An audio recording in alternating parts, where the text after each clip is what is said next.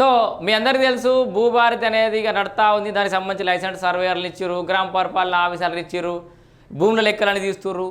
దాదాపు ఒక 25 లక్షల ఎకరాల భూమి అసైన్డ్ భూములు అవి ఇవన్నీ కూడా పట్టాలుగా మారినాయి గత 5-10 ఏళ్ళల్లో.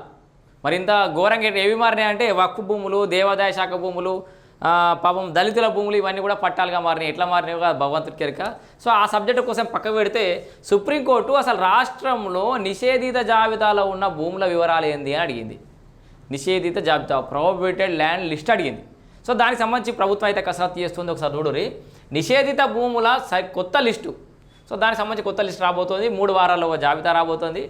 సిద్ధం చేస్తున్న రెవెన్యూ డిపార్ట్మెంట్ సుప్రీంకోర్టు ఆదేశాలతో కదిలిన యంత్రాంగం. సో ఇప్పటికే జాబితాలను అయితే తహసీల్దారు పంపించేసిరట. ఎక్కడెక్కడ ఏ మండలంలో ఎంత భూమి ఉంది, ఏం కథ కార్ఖానా అని చెప్పేసి తహసీల్దారు పంపించేసారు. చేతివారితో ముడిపెడితే మళ్ళీ సమస్యలు. ఇక చేతివారి నుంచి అంటే తెలుసు కదా మీకు, భూమి పుట్టినప్పటి నుంచి దాని ఫస్ట్ ట్రాన్సాక్షన్ మొదలైనప్పటి నుంచి ఆ డేటా తీస్తే మళ్ళీ అదో తలకాయ నొప్పులు అయితే అని అయితే ఆలోచిస్తారు. లక్షలాది మందికి తప్పని తిప్పలు. సో కొత్త 22A జాబితాలో తప్పని కష్టాలు. సో మరి ఏం జరగబోతోంది, ఈ నిషేధిత జాబితాలో ఏ రకమైన డేటా తీయబోతారో ఒకసారి డీటెయిల్గా చూస్తే, రాష్ట్రంలో నిషేధిత భూములకు సంబంధించి కొత్త జాబితాను ప్రభుత్వం సిద్ధం చేస్తోంది. ప్రభుత్వ అసైన్డ్ భూములు, వక్ఫ్ భూములు ఏంది, దేవాదాయ భూములు ఏంది, సీలింగ్ భూములు ఏంది మొత్తం లెక్క తెలుస్తారు. వివాదాస్పద పట్టా భూములు, ఐటీ, ఏసీబీ, సిబిఐ సీజ్ చేసిన ఆస్తులను కూడా లెక్కిస్తున్నది. సో చేయాలి, ఇది గొప్ప నిర్ణయం. ఎందుకంటే ఈ సందర్భంగా రాష్ట్ర ప్రభుత్వానికి ఇంకొక రిక్వెస్టు, మన రాష్ట్రంలోనే ఉన్న భూములే కాకుండా ఇతర రాష్ట్రాలలో మన దేవాలయాలకు సంబంధించిన భూములు ఉన్నాయట. గతంలో ఈ వెలుగు దినపత్రికల్లో మంచి కథనం వచ్చింది. ఆ భూములను ఎందుకు మీరు నెగ్లెక్ట్ చేస్తున్నారు? మన భద్రాద్రి రాముడికి సంబంధించి భూములు ఎక్కడెక్కడో ఇతర రాష్ట్రాలు ఉన్నాయట. మన తెలంగాణ రాష్ట్ర ప్రభుత్వంలో తెలంగాణలో ఉన్నటువంటి దేవాలయాలకు సంబంధించిన భూములు, దేవాలయ మాన్యాలు యూపీ, బీహార్, మహారాష్ట్ర, ఢిల్లీ దాకా, అటు ఆంధ్ర దాకా, కర్ణాటకలో, తమిళనాడు, ఏడవడతాడ మన తెలంగాణకు సంబంధించిన భూములు ఉన్నాయి. ఎందుకంటే గతంలో భక్తులు అట్లా రాసిచ్చారు భూములకి. ఇప్పుడు ఏనో మనకు సంబంధం లేని తెలంగాణకి ఏడుకోపోయి మొక్కినారు అనుకో, ఎవడో బీహార్ ఎవరైనా భక్తులు వచ్చి మొక్కారు, మంచిగా అనిపించింది. ఆయనకు భూమి బీహార్లో ఉంది, తీసుకొచ్చి ఇయ్యలేడు కదా. అక్కడనే ఇగో తెలంగాణలో ఇగో ఈ భద్రాద్రి రాముడికి సంబంధించి భద్రాద్రి రాముడికి నేను ఈ భూమిని ఇస్తున్నా, రాసిస్తున్నా అని చెప్పేసి రాసిచ్చారు. అట్లా 100 ఎకరాల భూమి ఉంది ఇతర రాష్ట్రాల్లో. దాన్ని రాష్ట్ర ప్రభుత్వం చేజిక్కించుకొని లేదా ఆయా రాష్ట్ర ప్రభుత్వాలకి అప్పచెప్పి తద్వారా వచ్చేటటువంటి ఆర్థిక ప్రయోజనాలని తెలంగాణలో ఉన్నటువంటి దేవాలయాల అభివృద్ధి కోసం వాడడమా, రాష్ట్ర ప్రయోజనాల కోసం వాడడమా, అట్లాంటివి ఏమైనా చేస్తే ప్రయోజనం ఉంటుందా? వాటే మురిగిపోతున్నటువంటి పరిస్థితి. అయితే సుప్రీంకోర్టు ఆదేశాలతో కొంతకాలంగా తహసీల్దారులు ఈ ప్రక్రియను అయితే స్పీడప్ చేయగా మరో 3 వారాల్లో ఈ రిజిస్ట్రేషన్ నిషేధిత జాబితా సిద్ధం కానున్నట్లు తెలుస్తోంది. త్వరలోనే ఈ లిస్టును స్టాంప్స్ అండ్ రిజిస్ట్రేషన్ శాఖ వెబ్సైట్లో అప్లోడ్ చేయనున్నట్లు CCLA వర్కులు అయితే వెళ్ళిపోయి. సో స్టాంప్స్ అండ్ రిజిస్ట్రేషన్స్ ఉంది కదా CCLAకి సంబంధించి, వాళ్ళైతే దాంట్లో మొత్తం డీటెయిల్స్ పెడతారు. మన రాష్ట్రంలో నిషేధిత జాబితాలు, అసైన్డ్ భూములు ఏంది, వక్ఫ్ భూములు ఏంది, దేవాలయ భూములు ఏంది, సీలింగ్ భూములు ఏంది, ఏసీబీ, సిబిఐలు సీజ్ చేసిన భూములు ఏంది, పట్టా భూములే కానీ వివాదాస్పదంగా ఉన్న భూములు ఎన్ని, అవన్నీ కూడా వెబ్సైట్లో పొందుపరుస్తారు. ఇంకేంది, అయితే వీటిపై ప్రజల నుంచి అభ్యంతరాలను స్వీకరిస్తారా, ప్రతి ఊర్లోనూ ఈ లిస్టులు అందుబాటులో ఉంచుతారా లేదా అన్న విషయంలో క్లారిటీ లేదు. ఇక్కడనే వస్తుంది, చిక్కొచ్చి పడుతుంది. ఇప్పుడు నాకు తెలియకుండా నా భూమి నిషేధిత జాబితాలో ఉందనుకో, ఎట్లా తెలుస్తుంది? సో నిషేధిత జాబితాలో పెట్టే ముందట ప్రతి గ్రామ పంచాయతీలో, ప్రతి రెవెన్యూ ఆఫీస్లో ఈ లిస్టును అనేది వేయాలి.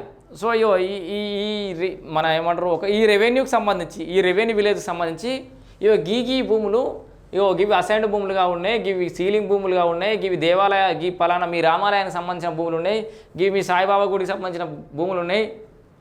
గిట్లా ప్రావిడెంట్ లిస్ట్ మొత్తం ఊళ్ళో అతికేస్తే, ఎందుకంటే వాళ్ళ దగ్గర నిజంగానే పట్టాలు ఉండి వాళ్ళకి ప్రాపర్ డాక్యుమెంటేషన్ ఉంటే వాళ్ళు, ఎందుకంటే ముందుకు వచ్చి అబ్జెక్షన్ రేజ్ చేయడానికి అవకాశం ఉంటుంది. ఇక వీళ్ళు ఏదో ఆయన లిస్ట్ తయారు చేసి సుధరాయించి కట్టలు కట్టి పంపిస్తే మళ్ళీ అదొక పెద్ద తలకాయ నొప్పి అవకాశం అయితే ఉంది అన్న విషయంలో క్లారిటీ లేదు. 7 దశాబ్దాలుగా లక్షలాది భూములు సెటిల్ అయ్యాయి.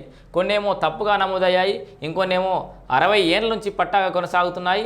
వీటన్నింటినీ పరిశీలించకుండా సేత్వార్, కాస్రా పహాని ప్రామాణికంగా తీసుకొని ప్రభుత్వ భూములను గుర్తించే ప్రక్రియ చేపడితే లక్షలాది మందిపై ఇది ఇండైరెక్ట్గా ప్రభావం చూపించే అవకాశం అయితే లేకపోలేదు. సో తద్వారా రాష్ట్ర వ్యాప్తంగా ఇంకిన్ని సమస్యలు పెరుగుతాయి. ఇది సమస్యలు తగ్గించడానికే వీళ్ళు ప్రయత్నం చేస్తారు తప్పితే ఇట్లా చేస్తే మళ్ళీ సమస్యలు పెరిగే అవకాశం ఉంది. ప్రభావం పడుతుంది. బీఆర్ఎస్ హయాంలో ధరణి అమల్లోకి వచ్చాక అనేక భూ సమస్యలు అయితే ఉత్పన్నమైనవి. అయితే 5-6 దశాబ్దాలుగా పట్టాగా ఉన్న వాటిని కాస్రా పహాని ప్రకారం అంటూ ప్రభుత్వ భూములుగా రికార్డులో వచ్చేసారు ఏనన్నా ఈ ఆ రికార్డులు ఇస్తే ఏమన్నా కాస్రా అని ఉంటే కథం, సర్కారీ అని ఉంటే కథం, ప్రభుత్వ భూములు అని చెప్పేసి డిక్లేర్ చేసుకోరు.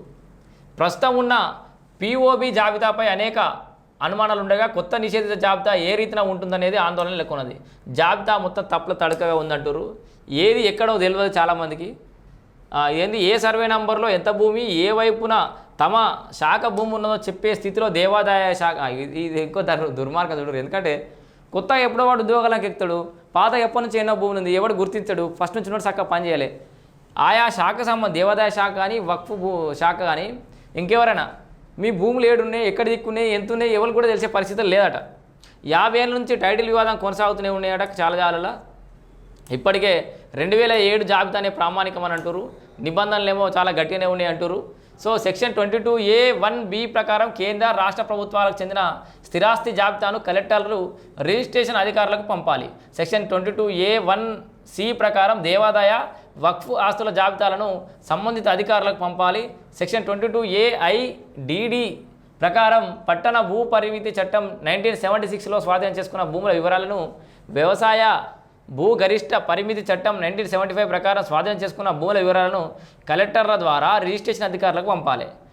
వాస్తవానికి ఇవన్నీ ఎక్కడెక్కడ ఏడా జప్తు అయినాయి ఎక్కడ సమస్యలు అని రిజిస్ట్రేషన్ అధికారులకు పంపితే అవి వాళ్ళని చూసుకొని అవి రిజిస్ట్రేషన్ చేయాలా లేదా అని ఆలోచిస్తారు కదా. అట్లా కాకుండా ఇది ఇష్టం వచ్చినట్టుగా చేస్తే అయితే ఇన్ని ఇబ్బందులు తలెత్తే అవకాశం అయితే ఉంది. సో నిషేధిత జాబితాలకు సంబంధించిన కొత్త లిస్టు కూడా అందుబాటులోకి రాబోతోంది.